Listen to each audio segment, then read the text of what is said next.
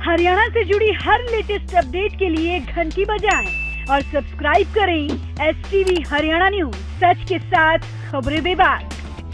Breaking news आप तक पहुंचाएंगे। कुरुक्षेत्र से अर्जुन चौटाला इनेलो उम्मीदवार घोषित कर दिए गए हैं। बड़ी और अहम खबर, अभय चौटाला के बेटे हैं अर्जुन चौटाला, जो कि कुरुक्षेत्र से अब लड़ने जा रहे हैं। रोहतक से धर्मवीर फौजी इनेलो उम्मीदवार घोषित। तो कुछ सीटें जो बची थी, जिस पर अभी तक पत्ते खोले नहीं थे इनेलो ने, अब वो पत्ते खुल गए हैं। कुरुक्षेत्र से अर्जुन चौटाला इनेलो उम्मीदवार घोषित कर दिए गए हैं।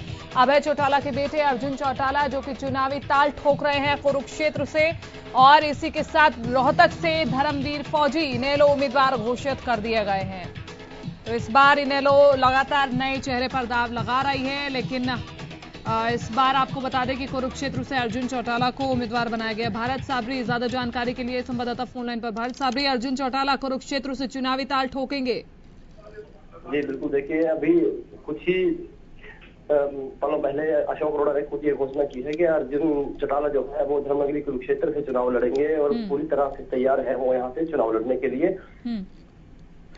और देखिए बिल्कुल उन्होंने, अशोक अरोड़ा ने कहा है कि अब जल्द ही जो है लोकसभा के लिए प्रचार शुरू हो जाएगा। और अगर मुद्दों की बात की जाए तो किसान का मुद्दा, स्वामीनाथन आयोग की रिपोर्ट का मुद्दा, और जो सरकार ने रोजगार देने का वादा किया था युवकों को, उस मुद्दे को प्रमुखता से उठाएंगे। और बिल्कुल देखिए आप थोड़े दिनों में जो धर्मगिरी कुरुक्षेत्र है, यहाँ की जो महाभारत है वो शुरू होने वाली है। क्योंकि देखिए मैं इस बीच एक बात और आपको बताना चाहूंगा कि कांग्रेस के अभी तक यहाँ से कोई कैंडिडेट नहीं हुए हैं। बिल्कुल, देर शाम यहाँ से वो नाम भी अनाउंस हो सकता है। ठीक है भरत, क्या आपकी बात हुई अर्जुन से कि वो क्या कुछ एजेंडे इस बार लेकर के जाने वाले हैं, और आपका सर्वे क्या कहता है, कितनी फैमिलियर है जनता उनके साथ? देखिए मैं आपको बताना चाहूंगा कि धर्मगिरी कुरुक्षेत्र जो है उनके लिए, अगर लोकसभा चुनाव की बात करें तो चुनाव लड़ने के लिए उनके लिए नया क्षेत्र है। पर आप एक बात से यहाँ पे आपको ठीक है, मैं एक बार आपको रोकना चाहूंगी। प्रवीण अत्री इनेलो प्रवक्ता हमारे साथ जुड़ चुके हैं। बहुत बहुत स्वागत है प्रवीण अत्री जी आपका। धन्यवाद। प्रवीण अत्री, आवाज पहुंच पा रही है आप तक? ठीक है प्रवीण अत्री जी, अर्जुन चौटाला कुरुक्षेत्र से चुनावी ताल ठोकने वाले हैं, क्या कुछ एजेंडे लेकर के चल रहे हैं?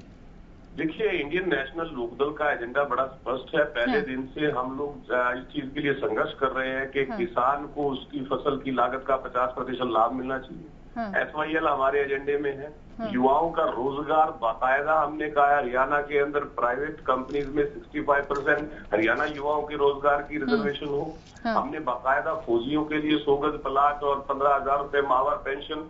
हमारा एजेंडा बिल्कुल स्पष्ट है, मेरे वर्ग की लड़ाई। ठीक है प्रवीण अत्री जी, आपने इस सीट पर अर्जुन चौटाला को उतारने से पहले पूरा होमवर्क किया होगा, तो क्या लगता है कि कितनी टक्कर वो दूसरी पार्टियों को दे पाएंगे? देखिए आपने जो कहा स्वाभाविक है, कोई भी राजनीतिक दल जब चुनाव में उतरता है अपनी रणनीति तैयार करता है, पूरा होमवर्क करता है। इसका होमवर्क कितना कामयाब होता है ये डिपेंड करता है कि वो जनता के लिए क्या बात करते हैं। इंडियन नेशनल लोकदल लगातार इस संघर्ष करता रहा जनता के लिए, जनता के मुद्दों के लिए। जब कुरुक्षेत्र से हमारे उम्मीदवार होंगे, स्वाभाविक है कि कुरुक्षेत्र की सीट इंडियन नेशनल लोकदल जीतने जा रहा है। क्योंकि जिस तरह के लगातार चाहे बिजली के दाम की बढ़ोतरी की बात करें, किसान के धान के अंदर नमी के नाम पे लूट की बात करें, सरसों की खरीद घोटाले की बात करें, ये सारे मुद्दों के लिए लड़ाई इंडियन नेशनल लोकदल ने लड़ी है। तो हम उम्मीद करते हैं कि जनता इंडियन नेशनल लोकदल की इस लड़ाई को तवज्जो देंगे और हमारे उम्मीदवार जीतेंगे। ठीक है, कितनी फैमिली और कुरुक्षेत्र की जनता अर्जुन चौटाला के साथ? देखिए आपने देखा पिछले लगभग 2 साल से अर्जुन चौटाला युवाओं के बीच में अपना काम कर रहे थे। और पिछले 6 महीनों में उन्होंने खास तौर पे जो छात्र संगठन है और यूथ है उसके अंदर अपनी वर्किंग के अंदर अपने आप को साबित किया। ये आपने जींद उपचुनाव में भी देखा। ये आपने देखा कि वो लगातार युवा के बीच में जा रहे हैं, पार्टी की नीतियों को बढ़ा रहे हैं, पार्टी की नीतियों के बारे में युवाओं को बता रहे हैं। तो स्वाभाविक है जब कोई नेता जनता के बीच में जाके बात करता है तो फेलियर हो जाता है। ठीक है, चलिए बहुत बहुत शुक्रिया प्रवीण अत्री जी। ये तो देखना होगा समय आने पर कि अगर इतना होमवर्क कर रहे हैं खुद अर्जुन चौटाला फील्ड पर जाकर के, तो जनता का क्या कुछ रिस्पांस उन्हें आने वाले समय में मिल सकता है। और इसलिए आपको ये चुनावी अपडेट हम दे भी रहे हैं कि कुरुक्षेत्र से इस बार अर्जुन चौटाला उतरे हैं। अभय चौटाला के बेटे गुरुग्राम सीट पर अभी भी पेच फंसा हुआ है।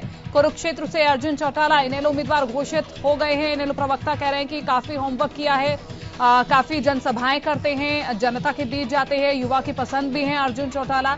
तो वो आने वाला वक्त ही बताएगा कि जनता क्या कुछ कहती है अर्जुन चौटाला के बारे में। और जिस तरह से कुरुक्षेत्र से अर्जुन चौटाला को उतारा गया है, तो ये जो मुकाबला है वो काफी ज्यादा दिलचस्प रहने वाला है। प्रदेश अध्यक्ष अशोक अरोड़ा ने कुरुक्षेत्र में इसकी घोषणा की है, कुछ ही समय पहले ये घोषणा की है। और हरियाणा न्यूज पर सबसे पहले ये जानकारी हम आपको दे रहे हैं और चुनावी अपडेट जो कि पल पल हम आपको दे रहे हैं। सबसे पहले कुरुक्षेत्र से अर्जुन चौटाला उम्मीदवार घोषित कर दिए गए हैं। अभय चौटाला के बेटे हैं अर्जुन चौटाला।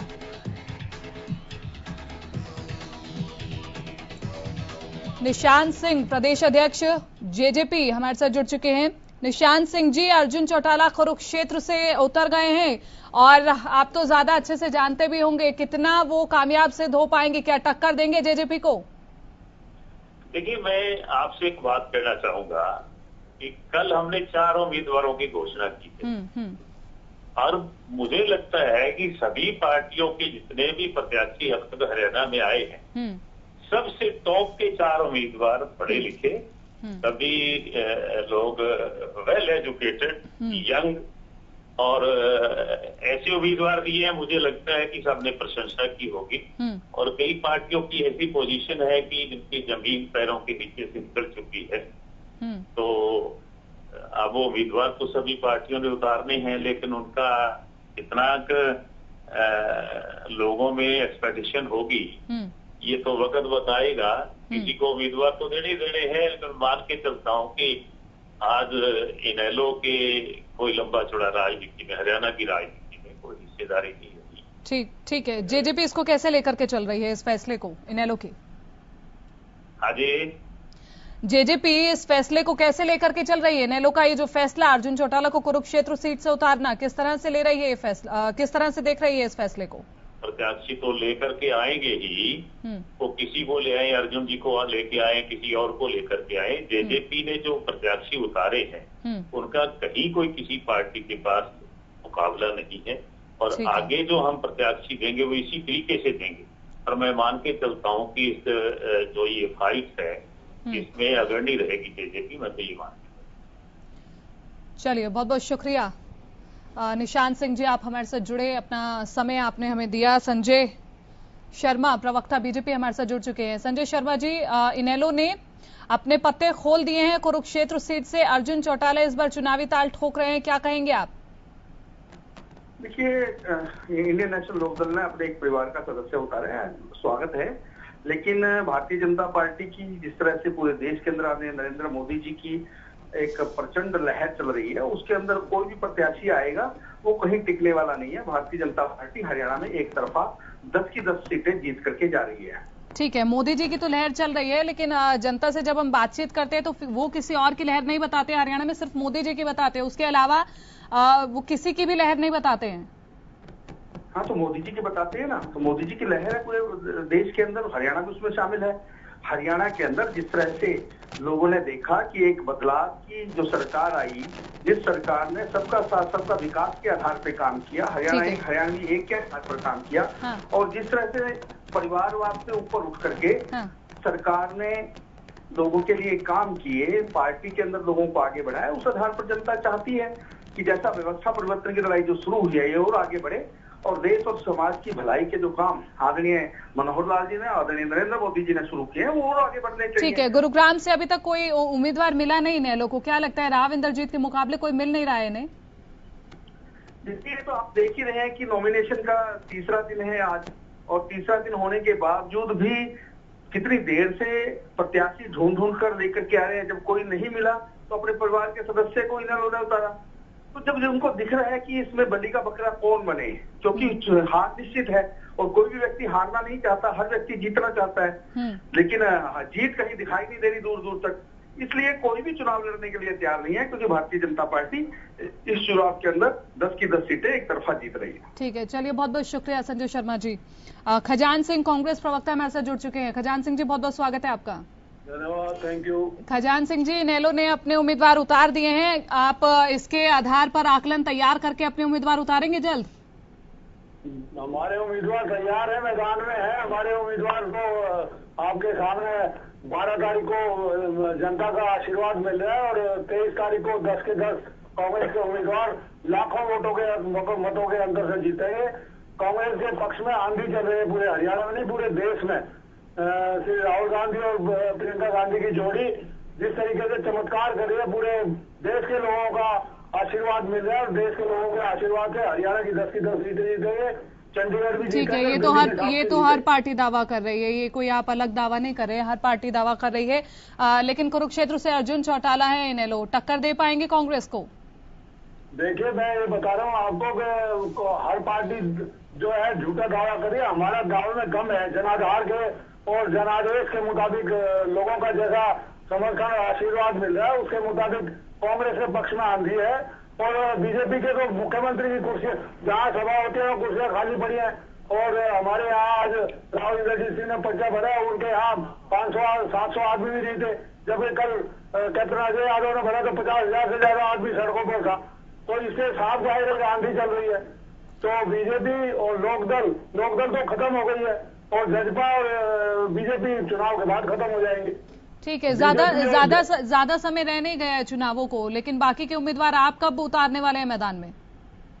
हमारा फैसला कैंडिडेट्स के बारे में हो जाएगा। राहुल गांधी जी को जाना पड़ता है देश के विभिन्न कोनों में, तो इसलिए जल्दी फैसला आजकल में हो जाएगा। और इसी फैसले की देरी की वजह से बाकी पार्टियों को मौका मिल रहा है, कह रहे हैं कि कोई प्रबल उम्मीदवार नहीं है कांग्रेस के पास भी। कांग्रेस के पास एक सीट पे 1200 कैंडिडेट है और कांग्रेस पार्टी बड़े अच्छे जो लोकप्रिय उम्मीदवार हैं उनको मैदान में उतारा है और वो सारे के सारे लाखों मतों के अंतर से जीतेंगे। अकेले रोहतक में दीपेंद्र सिंह हुड्डा 5 लाख से ज्यादा वोटों जीतेंगे। चलिए बहुत बहुत शुक्रिया। चलिए ठीक है, बहुत बहुत शुक्रिया खजान सिंह जी।